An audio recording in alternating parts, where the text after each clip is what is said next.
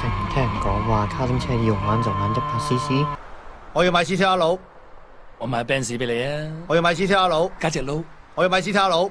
但係你琴晚爭啲死噃，我尋晚如果揸 GTR 佬，我使炒。你揸 GTR 死咗啦！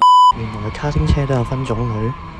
今日就同大家講下我哋玩卡丁車最常見嘅幾款車種啦。第一款要介紹嘅就係60cc 嘅賽車，亦都係我哋成日講嘅娛樂車。佢嘅最高速度只係得50個 km， 而且有防撞嘅包圍，最適合一啲新手又或者從來未接觸過嘅去玩。第二款要介紹嘅就係4衝程80cc 嘅賽車。呢一款車同娛樂車最大嘅分別就係佢哋冇咗防撞嘅包圍，而且速度上亦都會比60cc 嘅娛樂車更加快。佢哋最高嘅時速可以達到去70 km。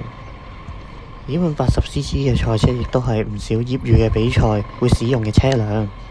第三款要介紹嘅係2衝程100cc 卡丁車。由於呢款賽車嘅馬力比較大，伴隨住嘅危險亦都會增加，所以好多場地都會要求你達到某個秒數，佢哋先至會發出證明俾你去駕駛呢架100cc 嘅賽車。最後要介紹嘅就係125cc 嘅2衝程賽車。而呢一款嘅賽車呢，係真係屬於正式比賽用嘅機種，所以佢哋喺車身上面都會有好明顯嘅分別，就係佢哋會有一個水箱去冷卻引擎。玩卡丁車最緊要就係量力而為，就算係普通嘅娛樂車，亦都有佢哋嘅樂趣。